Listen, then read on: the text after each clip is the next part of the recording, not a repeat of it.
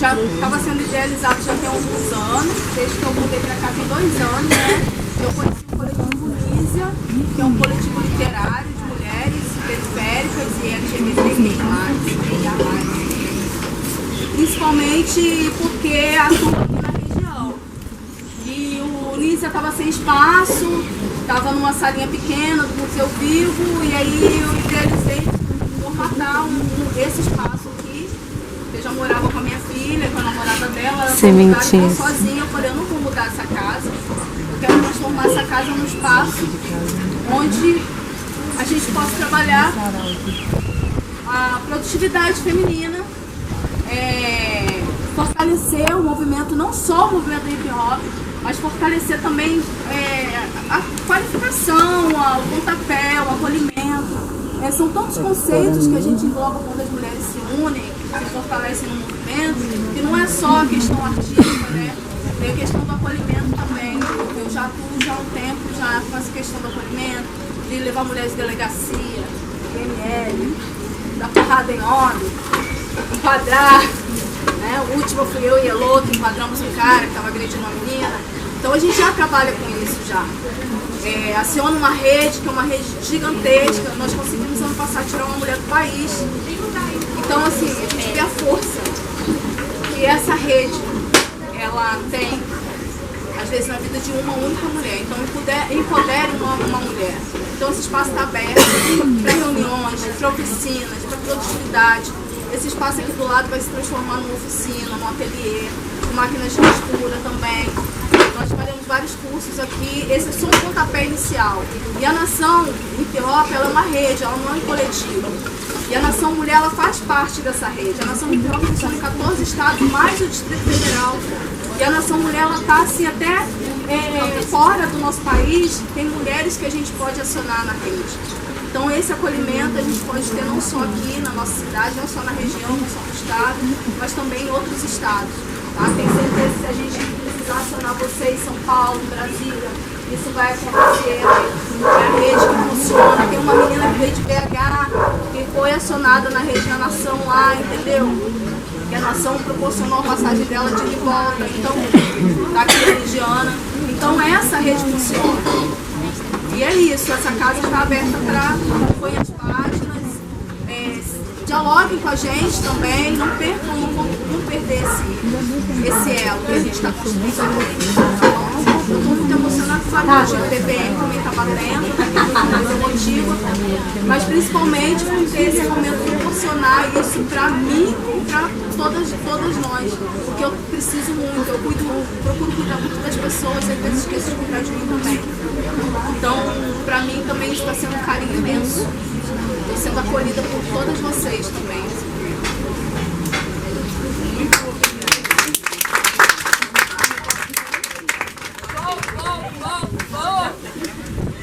Obrigada, gente.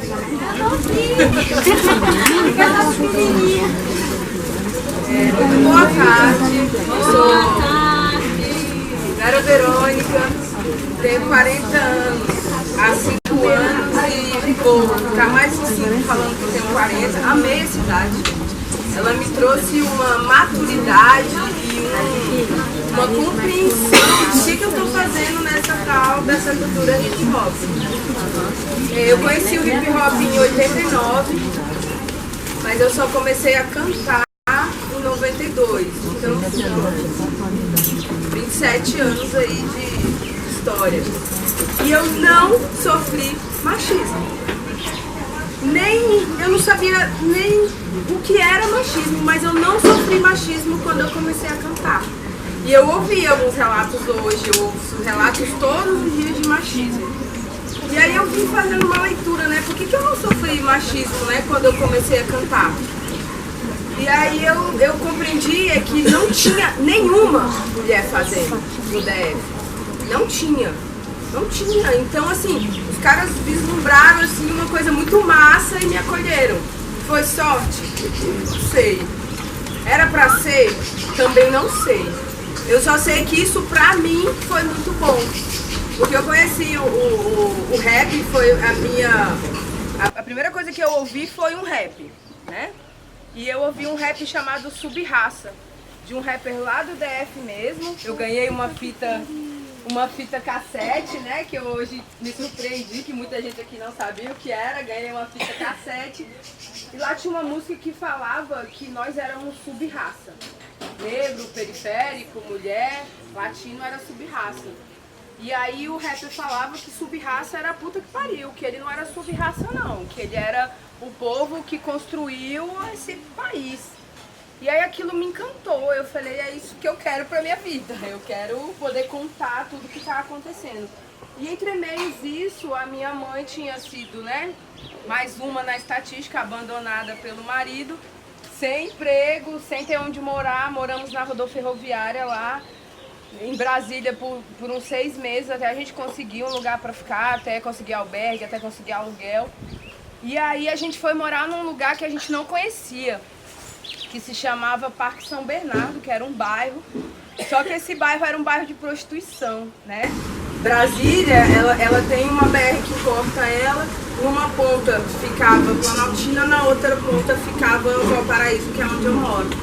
E aí, lá era a zona de prostituição, onde os caminhoneiros paravam no prostíbulo e depois seguiam para Brasília, porque dentro de Brasília não podia ter prostíbulo, né? E aí a gente foi morar lá.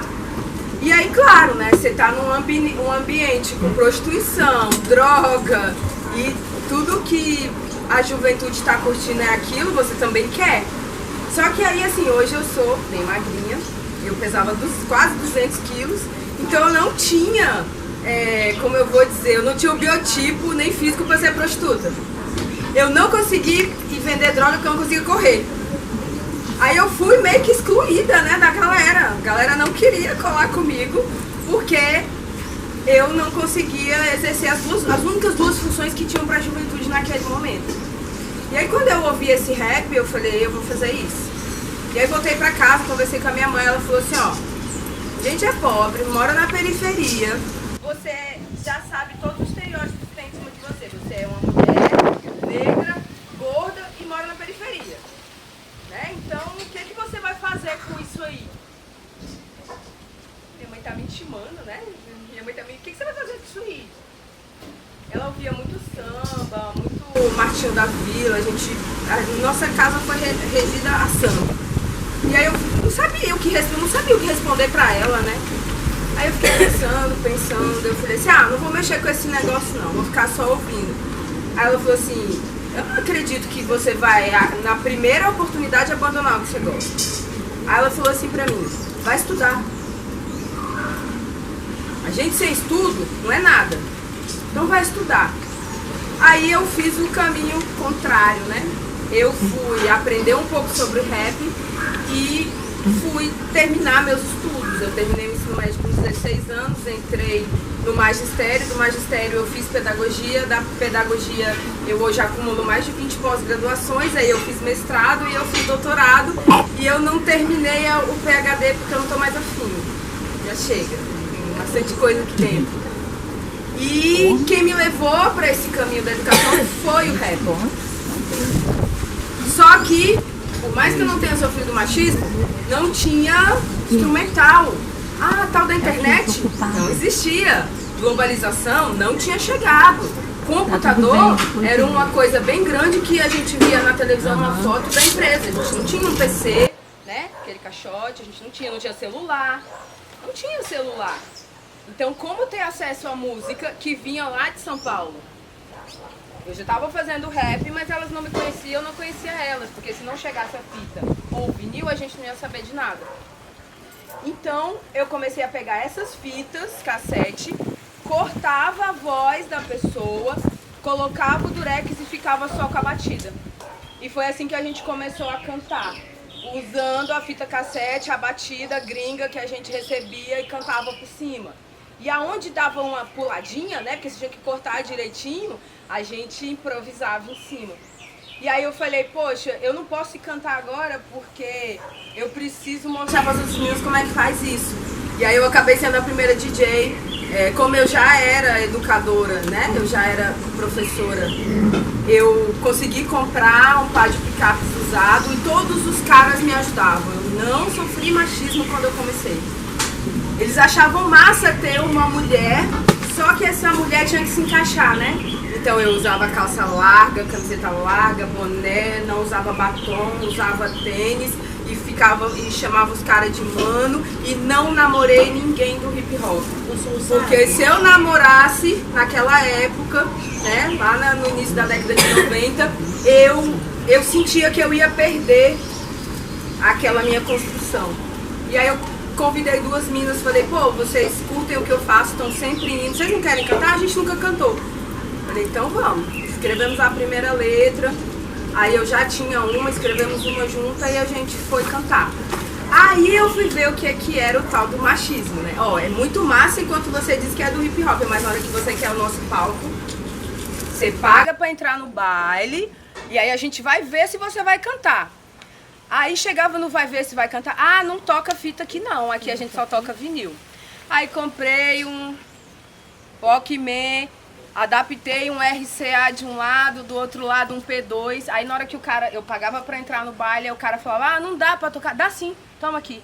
Ele plugava lá, porque eu já levei o cabo pronto, aí a gente cantava. E aí... O Walkman, né? Era o aparelhinho que a gente tocava essa fita e conseguia colocar pilha nele pra ouvir na rua. Né? Nem todo mundo tinha acesso a um Walkman. Depois veio o Discman, que eram aparelhos portáteis, né? Depois veio o Discman e hoje ninguém usa mais nem o tal do MP4 que era o boom, né? A galera já usa mesmo o seu celular, nas caixinhas de Bluetooth. E aí a gente começou a cantar e fazer muito sucesso, só que as meninas me abandonaram, porque aí a gente sofreu um machismo assim velado. Mulher minha não sobe em palco. Mulher minha vai ficar em casa. E aí eu fiquei sozinha. Eu falei, não vou parar. E aí segui minha trajetória. E aí é que eu pensei, poxa, eu já estudei, terminei o magistério e estou na faculdade. Nessa faculdade eu vou falar de educação, né? De rap. E aí minha monografia era o rap enquanto instrumento pedagógico, né, para a juventude de periferia. E aí fui apresentar para o orientador, conversar com ele. Olha, infelizmente não tem livro. Não tem livro de rap aqui. Você não vai poder falar sobre isso. Eu, como assim não tem livro? Não, não tem livro. Aí eu voltei para casa e pensei bastante, mandei carta para vários amigos e amigas de São Paulo. E uma amiga me acolheu e falou, olha, você fica uma semana aqui em casa que uma amiga minha, professora Sueli, vai conversar com você e vai te emprestar alguns livros e a gente vai dar um jeito aqui em São Paulo. Eu nunca tinha ido para São Paulo. Botei a mochila nas costas, fui com o equivalente que hoje é a R$50, era bastante dinheiro. Fui com R$50 para São Paulo e ela me apresentou nada menos do que Sueli Carneiro. E Sueli Carneiro me emprestou 3 livros e eu tinha que ter 5 para ir, né, passar na qualificação e fazer minha monografia. Ela me emprestou 3 livros e falou, calma que eu vou te mandar uns artigos pelo correio e você vai conseguir. E aí cheguei e consegui, só um minuto que eu esqueci de pôr o silencioso. E consegui passar na qualificação. E aí o orientador falou assim pra mim, infelizmente eu não vou conseguir te orientar. Se você quiser ir para a banca de TCC sozinha, é por conta disso. E aí eu fui para a banca de TCC sem orientador. Eles não podiam me reprovar. E aí eles me passaram com a nota mínima. Mesmo o trabalho tendo excelência, eles me passaram com a nota mínima. E foi aí que eu fiquei louca.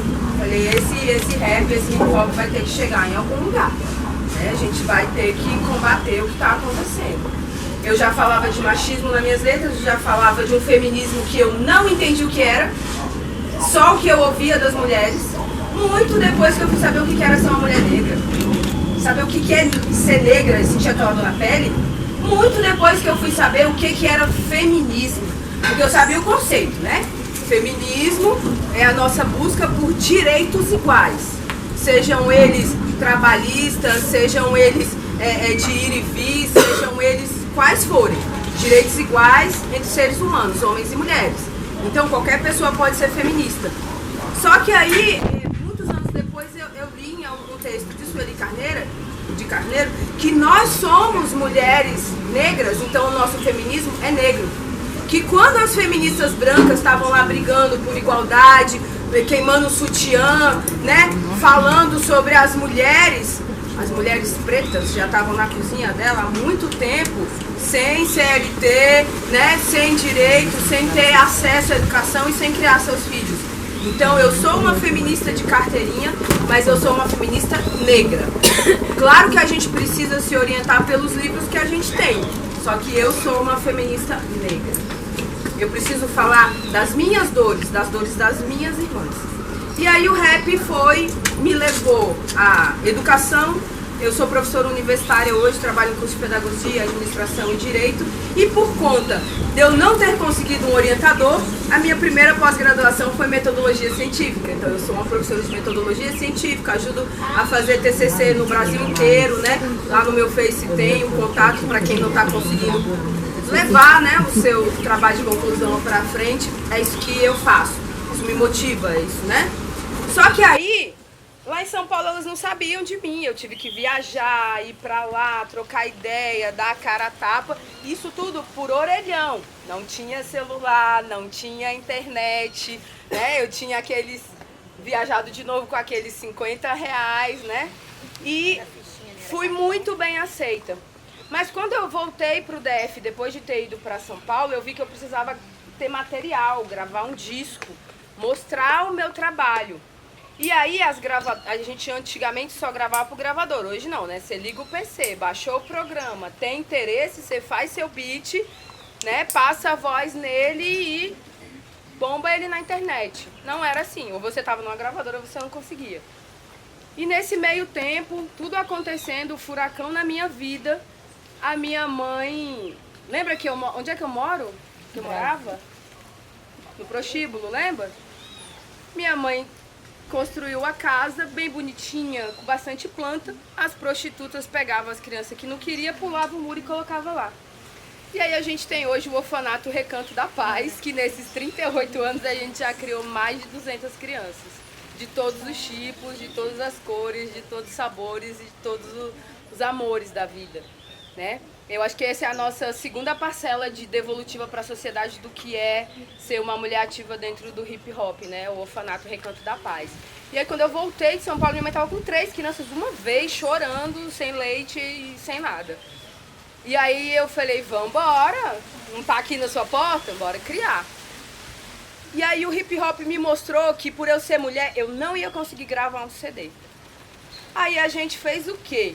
Começou um movimento de arrumar dinheiro para criar as crianças, e nisso a gente ganhou de doação uma Kombi. E é claro que a Kombi virou a primeira tiragem dos meus 1000 CDs. Então eu fui a primeira mulher a gravar um CD sozinha, sem gravadora, no Brasil.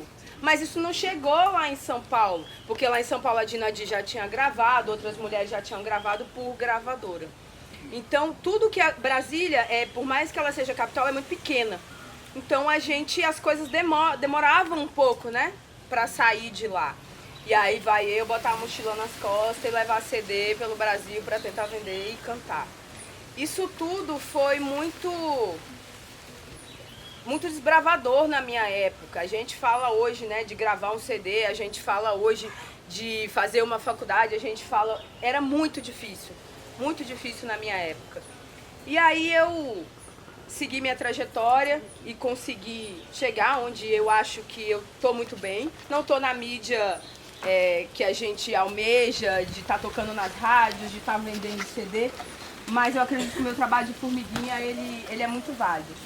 E aí em 2000, muita coisa aconteceu, mas em 2016 eu falei, poxa, já vou fazer 25 anos de rap o ano que vem, o que eu vou fazer da minha vida, porque eu sou uma mulher invisível.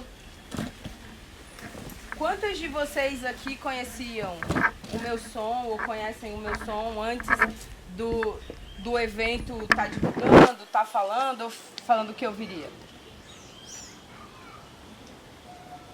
Além da Deb, né? Eu também. Não, você não conta. Eu sabia. Né? Se a gente não divulgar o nosso trampo, ele não vai chegar a lugar nenhum. Se eu não divulgar a minha poesia, se eu não fizer da minha vida uma rede, ela não vai alcançar a quem eu me proponho a cantar. Né? Porque as minhas músicas falam de genocídio da juventude negra, de violência contra a mulher, né? De empoderamento feminino. E aí eu falei, eu vou gravar um DVD. Escrevi um projeto e consegui 50% do dinheiro para gravar esse DVD. Gravei em 2017. Vou passar para vocês darem uma olhada. Faz um favor para mim.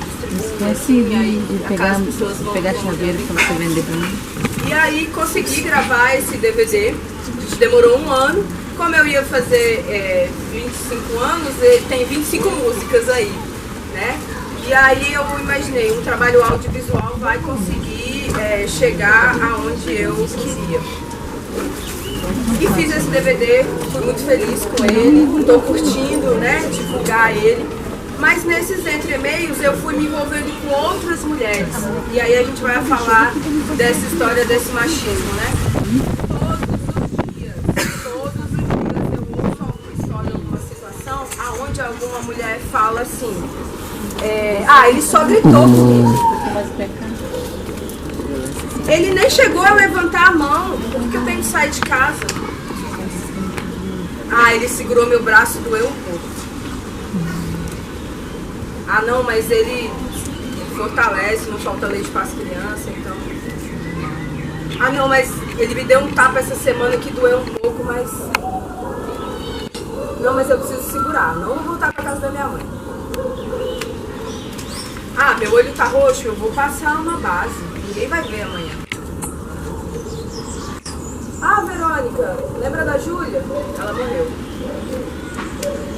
Então a gente vai passando por situações que para os nossos avós, às vezes eram situações tão naturais de machismo, que aí a sua mãe aceitava, você passou a aceitar e você faz os seus filhos aceitarem.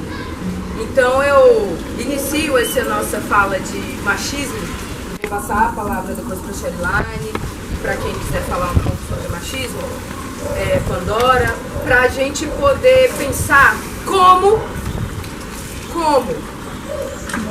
o hip hop, que a gente hoje ouviu, né, que são 4 elementos, que para mim já tá, nas minhas contas já tá chegando no 7º, porque depois do DVD me deu uma inquietação tão grande que eu tô escrevendo um livro sobre a história das mulheres do hip hop do DF, porque depois do DVD eu descobri que são 63 minas que cantam, 4 crios de Biguel, uma é só de Biguel, as outras são mistas, são 19 DJs mulheres e mais de 26 grafiteiras. Aí eu falei, o que eu vou fazer com isso? Quem são essas mulheres que ninguém conhece? Então a gente tá fazendo, a gente já começou com a pesquisa, né, documental e tudo. E aí quando a gente foi fazer aquele Google Doc com as perguntas, aí não dava pra colocar rap, MC, DJ, grafite e break.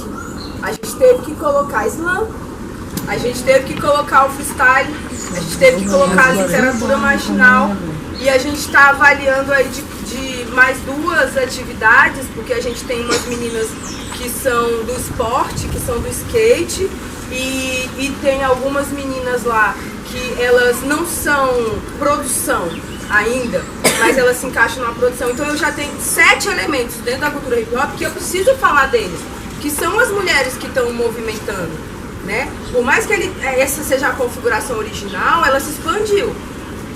Então não dá mais pra gente só falar o hip hop são 4 elementos, né? Lindo e maravilhoso, é isso, não.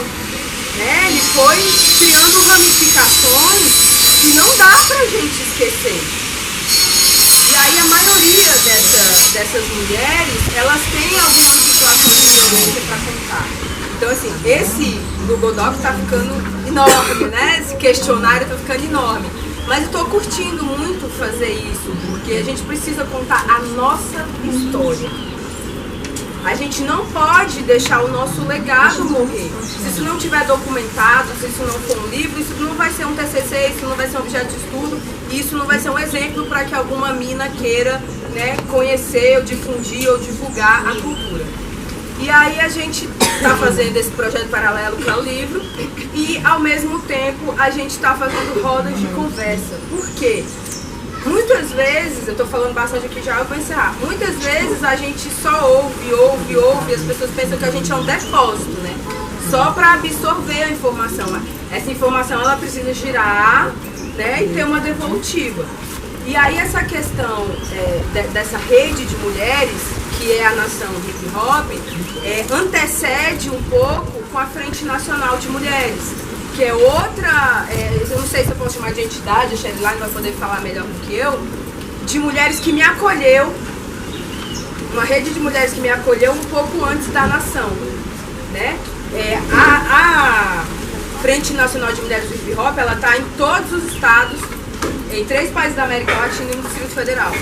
E a gente tem um grupo de WhatsApp, depois eu vou deixar o contato com a Deb para quem quiser, porque lá a gente troca música, a gente troca evento, a gente faz carta para machista agressor, né, do estado, a frente assina, a gente divulga editais, então assim, outra vertente, né, fora a Nação Mulher, que eu também faço parte, que a gente pode estar tendo aí como rede de acolhimento. Então eu vou encerrar a minha fala, porque se eu vou falar aqui um montão de coisinha que eu ainda quero fazer, a gente não para. Mas a Sherilane vai falar um pouco da frente e vai dar a sua fala de violência contra a mulher. Bom, no início da manhã eu vim falando um pouco da história do hip hop. A história do hip hop em São Paulo, ela se mistura com a minha história, porque eu falei até, citei as mulheres do primórdio até mais ou menos 95. E aí a gente tem um encontro com o GLE 10, Instituto da Mulher Negra, que é uma organização na qual a Sueli era presidenta, né, fundadora dessa organização. E aí nesse momento, aí a Sherilane descobre que existe um movimento negro, porque até então a gente não... A juventude, né, da minha geração não sabia que tinha um movimento negro que já tinha início na década de 70. No final da década de 60 para 70. E aí eu descubro essa organização através de um outro rapper que fazia parte de um outro grupo de rap, que era o Resumo do Jazz, e ele chama a gente para uma reunião com o GLE 10. Então, vamos lá. O rapaz do Resumo do Jazz, Clodoaldo, o X do DMN e o Marcão do DMN também, a gente vai fazer uma conversa. E esse diálogo, ele parte do princípio que eles estão vendo a gente enquanto rappers falando aquilo que eles discutiam dentro da academia, entre os pretos e pretas que já tinham alcançado a universidade. Então essa discussão que eles faziam, né, produziam materiais científicos, a gente estava falando na rua diretamente para as pessoas, então isso chamou a atenção deles. E aí eles queriam nos conhecer, nós fizemos um seminário que está acontecendo aqui, para falar sobre tudo, sobre nossas orientações, sobre as nossas produções, e eles proporam que eles poderiam nos ajudar nas necessidades que nós tivéssemos. A princípio a gente queria palco para cantar, palco para dançar, tela para gravidar, enfim, e tapete para os nossos b-boys e b-girls dançar. Eles promoveram tudo isso e a gente passou por um processo de formação. Eu vou citar Clóvis Moura e Benedito da Silva, foram nossos professores nesse processo de entender política, entender racismo, né? Nós somos orientados por advogados o que fazer numa abordagem policial, por exemplo, se você está no centro da cidade, se você está na quebrada, se está claro, se está escuro. Então a gente teve essas formações. O que nós pedimos? Que a cultura fosse de fato divulgada. E aí o que se pensou foi numa revista que foi a revista Pode Crer,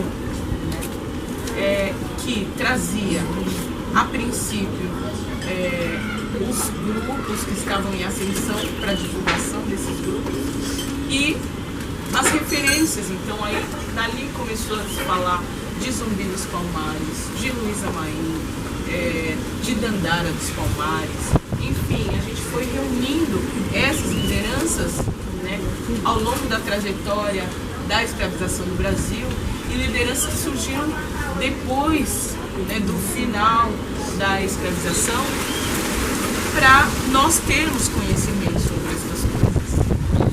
Nós conseguimos realizar um encontro nacional de b-boys, né, porque as big girls existiam, mas ainda estavam no processo de invisibilidade.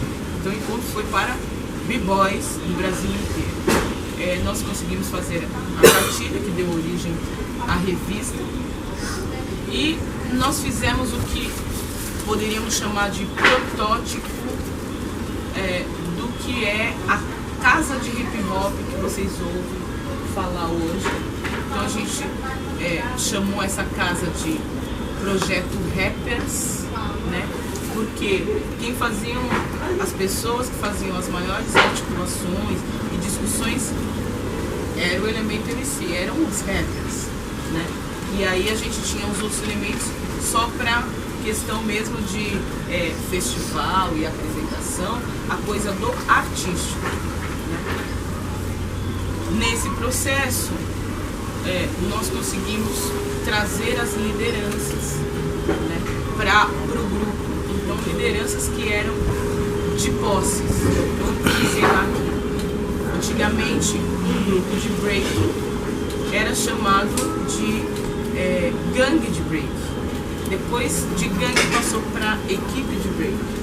Depois de equipe de break passou para posse. A posse era isso aqui, né? Pessoas que fossem ou não do hip hop, que representassem ou não um elemento do hip hop. Então você tinha uma pluralidade de pessoas dentro dessas posses, e as posses, elas estavam nas periferias. Tem uma posse que é o Sindicato Negro, que foi a posse mais antiga, que nasce no centro da cidade, na Praça Roosevelt, né? Quando o elemento da dança separa do elemento da poesia, né? Então você tem uma concentração na Praça Roosevelt, que é uma praça no centro da cidade de São Paulo, entre a República e o metrô República e a Anhangabaú. Você tem essa concentração, e aí dessa posse surgem outras posses nos extremos. Então a gente identifica uma mulher que é a MC Regina, que eu citei lá, que ela é a representante da posse. A gente identifica a Lady Rapper, representante também da primeira posse central. E aí vão surgindo as posses e a gente vai fazer um encontro com esses representantes de posse. Então até aí, como a Vera falou, eu acho que até porque a gente não entendia o que era a questão do machismo, então pra gente era muito tranquilo, né? Eu cheguei pra cantar, o meu namorado, ele era breaker e era MC, então ninguém ia mexer comigo, eu chegava com ele, né? E aí depois que a gente se separou, eu chegava sozinha, mas tinha minha prima, que era minha parceira, e já tinha aquela coletividade de amigos que conhecia o meu tio, que conhecia o meu irmão, que conhecia a família, então ninguém ia levar uma por outra. Então, de uma certa forma, estava amparada neste processo.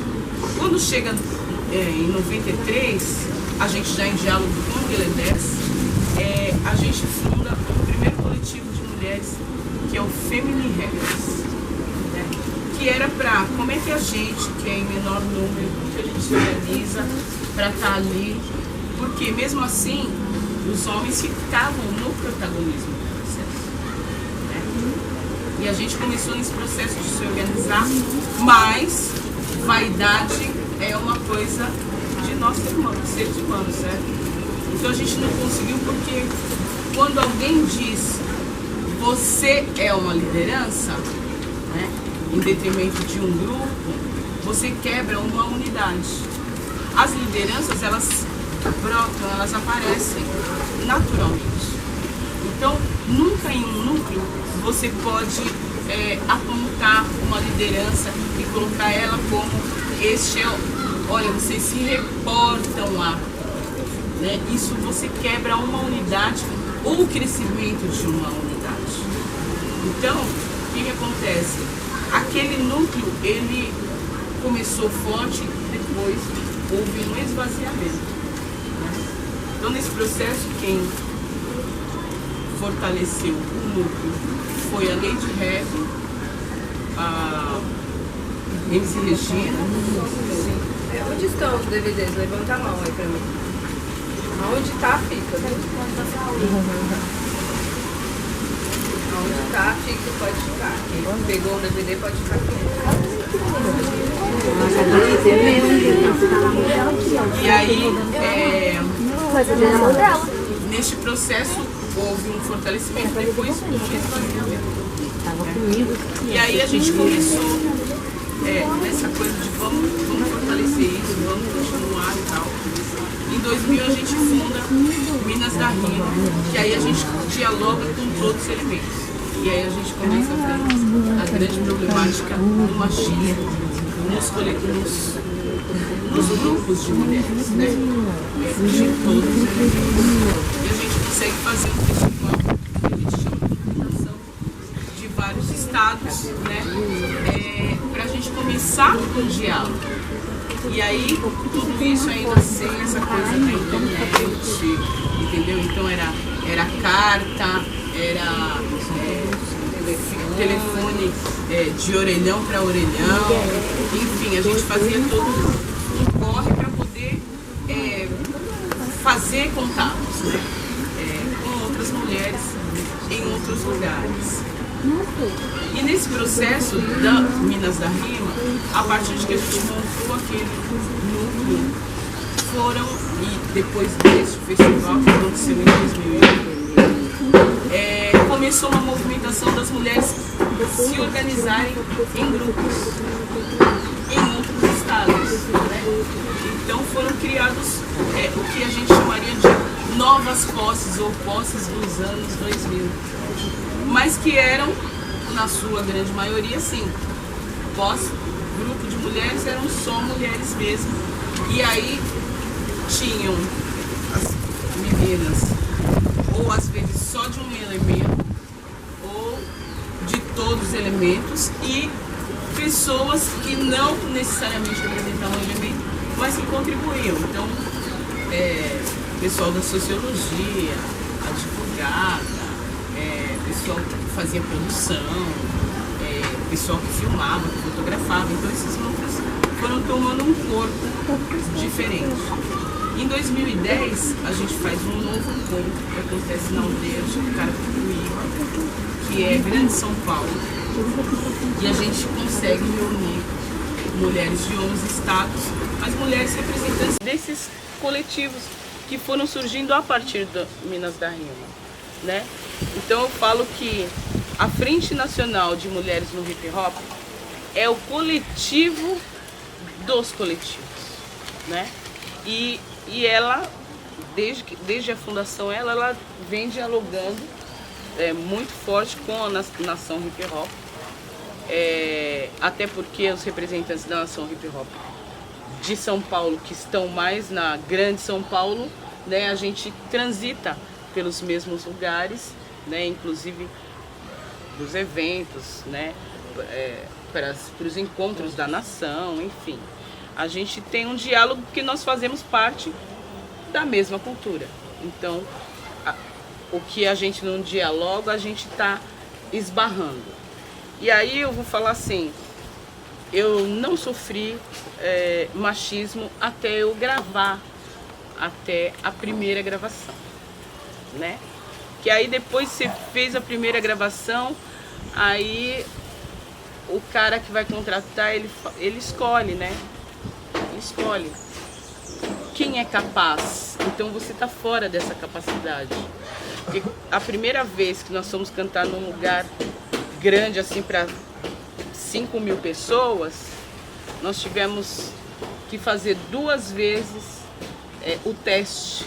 Enquanto todos os outros grupos fizeram uma vez o teste, nós tivemos que fazer 2 vezes para eles dizerem: ah, beleza, vocês vão vir cantar aqui, porque é um público de 5.000 pessoas e eles não podiam errar. Então, nós fizemos 2 vezes o teste para ele aprovar e a gente ir lá e sair de lá aplaudida aqui. O rap é uma coisa assim, as pessoas não costumam aplaudir, né? E aí a gente saiu de lá aplaudida e ovacionada. Mas neste processo invisível, e aí eu faço a mesma pergunta da Vera, porque eu tenho agora quase 33 anos nessa cultura, e quem daqui me conhece? 1, 2, 3, 4. Eu sou sua fã, tia. 5 lá atrás. 5. Então é assim, 5 pessoas. Eu também. 6. Eu saí no mesmo disco do Racionais, que tinha Pânico na Zona Sul, né?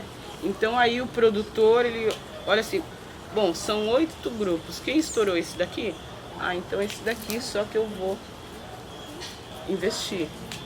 E aí eu pensei, peraí, tudo bem, ele vai investir, eu não estourei, mas eu não estourei na capital. Só que eu não tinha contato com outros lugares. Eu vim saber na década de 2000, por exemplo, que minha música estourou em Campinas, que é São Paulo, estourou no Rio Grande do Sul, né, que é outro estado, mas eu não tinha essa conexão, não conhecia, tudo era muito difícil, ou era carta, ou você tinha que ter o telefone da pessoa, e, né? Então, assim, e a mulher, ela foi sendo invisibilizada ao longo do processo. Vera falou de Dinadi. Dinadi, ela começou no começo mais ou menos de 90, mas ela só emplaca em 98, por exemplo, né? E aí ela teve realmente que vestir um personagem para ser aceita, esse personagem que a Vera teve que vestir. Eu fui mais ousada, porque eu falei, os meninos andavam todos de preto, e eu andava de preto, e daqui a pouco tinha um deles, e aí Elaine, eu, opa, eu sou menina, cara, bate mais devagar, né? Já que é, pô, bate mais devagar. Eu falei, eu preciso mostrar qual é esse meu lugar. E aí eu passei a usar cor de rosa, né? Então, enquanto todos os meninos estavam de preto e usava sobretudo, eu falava, mãe, tem que fazer um sobretudo cor de rosa. Aí ela comprava o pano, fazia, botava o sobretudo e todo lado dos manos. Aí eu no rosa, aí eles, não, que não sei o que, falando uma parte de besteira, aí um outro olhava e falava, mano, a Sherilyn tá aí. Ô, Sherilyn, desculpa aí. Eu falei, não, pode falar palavrão, mas foi a forma que eu senti de chamar a atenção para dizer, olha, eu estou aqui, eu sou uma mulher, enfim. E aí eu passei a década de 90 sendo chamada de Pantera Cor-de-Rosa, né? E eu firmei isso, então virou uma marca, o uso do cor-de-rosa, né? Tanto que quando eu não estou de cor-de-rosa, as pessoas acham que está acontecendo alguma coisa. Ela não deve estar bem hoje, né? Deve estar de TPM, né? Porque ela não está de rosa. Mas, e eu, nesse processo, e aí quando a gente fortaleceu o Minas da Rima, eu comecei a agir por conta própria, tal como o Debbie falou, que faz da coisa de colocar o dedo na cara a partir de um relato que eu recebi que foi um constrangimento, assim, que toda vez que eu lembro me emociona. Que era uma menina muito boa, MC, escrevia muito bem, cantava muito bem. E ela foi para fazer o show, ela cantava com os meninos que estavam dando aquele apoio para ela, né? E, enfim, um queria ter alguma coisa com ela foi conseguindo relevar, né? Para poder estar junto, enfim. Aí ela me sobe no palco e o cara... Ela subiu no palco e tal, aí o cara... vem aqui. Aí ela... Não, o que foi? Né? Aí ele virou e falou assim... não dá pra você subir aqui não, porque ela tava com uma calça jeans justa e naquele tempo a gente usava mini blusa, né? Sempre mostrando a barriga, né? Enfim, era calça... Como é que a gente fala? Cintura alta. Calça cintura alta e mini blusa e tal. E ela subiu, ele falou, não, vem aqui. Aí ela, o que foi? Ele, não dá pra você subir aqui, assim. Catou uma jaquetona que vinha até o meio da perna e botou nela. Falou, agora você pode entrar. E ela ficou super constrangida, né? E travou ali. Ela falou, não, vai lá. E ela ficou no fundo do palco, né? Porque ela ia fazer uns backs também, mas ela já rimava, ela podia vir pra frente do palco e rimar sozinha. E aí ela entrou no palco constrangidamente, cantou, desceu do palco e nunca mais voltou. Assim, hoje ela nem pode ouvir falar de hip hop, né? Mas era uma menina potência, uma jovem branca, né? E, tipo, a opressão que ela sofreu é uma opressão que é como se fosse comigo, dói na gente, né? E aí, ao longo do tempo, eu fui sabendo de casos, por exemplo, das meninas que estavam nos coletivos de break masculino, que eram estupradas. Não podia falar nada, porque senão o cara ia tirar ela do grupo. Então, assim, são várias histórias, assim. E acaba que a violência que a gente, enquanto rapper, porque eu não consigo me colocar no lugar do outro, é uma frase que a gente sempre ouve, né? Mas enquanto rapper, era uma violência muito sutil. Eu ouço algumas violências que Pandora sofreu aqui no estado, que esse cara já ia estar debaixo da terra há muito tempo, né? Mas elas conseguiram lidar com isso, né? Vocês conseguiram peitar e brigar e estarem juntas de algumas manas e alguns manos que ajudaram. Mas é uma violência sutil que ela vai de conta-gota às vezes, sabe? Não, eu vou fazer um evento, vou chamar a Deb. Não, a Deb, acho que a Deb tá em outro projeto. Não chama a Deb não, porque aí eu vou ter que diminuir seu tempo se você chamar a Deb. Às vezes o amigo tá na maior boa intenção, pô, vamos botar a mina na parada, né? Vamos botar a mina, mas aí o outro que já não quer a visibilidade daquela mulher, ou aquela mulher deu um fora nele, não, a gente lima logo a Deb, a gente vai cortando as asinhas dela que ela não toca mais em lugar nenhum. E aí ela vem de conta-gota. E aí ela vai fazendo a gente esvaziar. Eu sou a mulher mais antiga, né? Eu sou a primeira a cantar rap no DF. E da minha época, as tantas e tantas, eu posso contabilizar aí umas 13, 14, que no mesmo ano, nenhuma quer ouvir falar de rap. Não ouve rap em casa e não deixa os filhos ouvir. Porque foi um processo doloroso.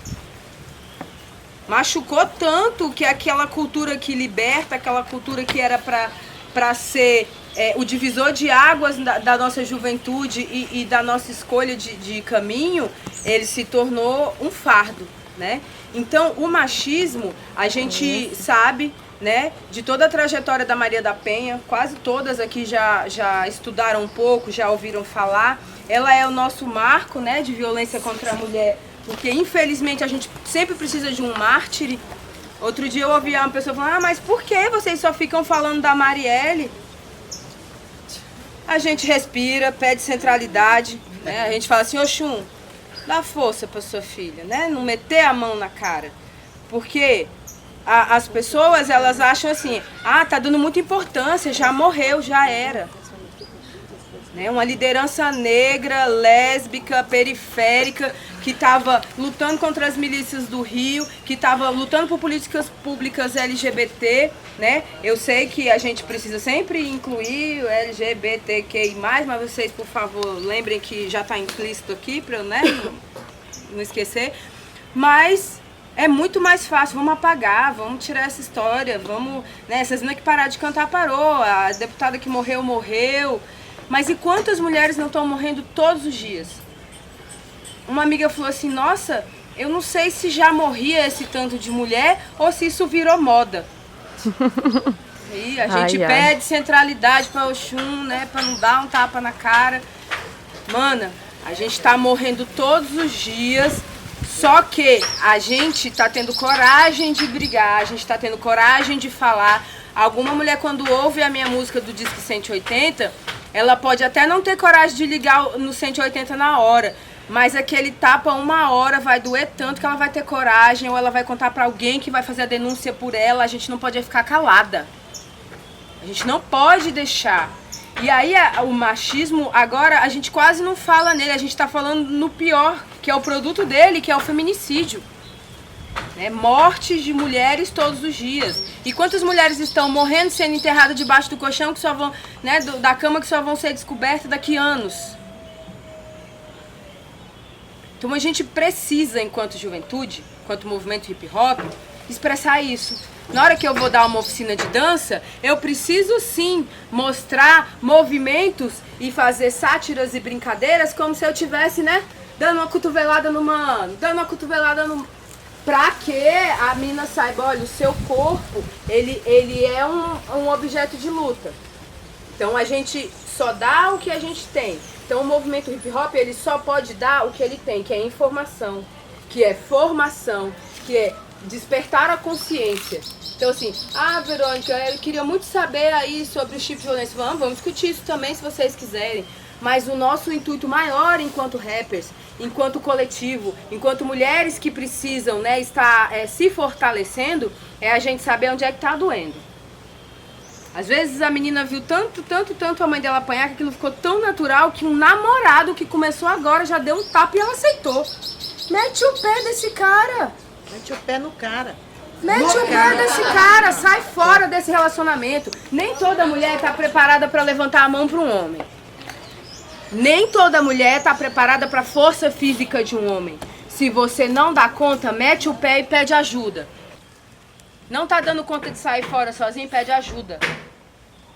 Não consigo. Vocês viram o caso da mana que ficou 6 meses amarrada e apanhando e sendo torturada na Bahia.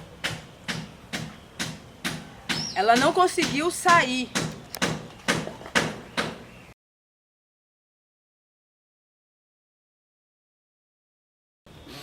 Então não é uma questão de divisão, não. É uma questão de, quando você falar em sororidade, você tem que entender que a mulher preta está num outro espaço que não é o espaço da mulher do mundo. Então você vai ter, dentro da sororidade, você vai ter que fazer uma coisa que eu detesto falar, mas que tem que fazer o recorte. Tem que entender, fazer leituras de privilégios, né?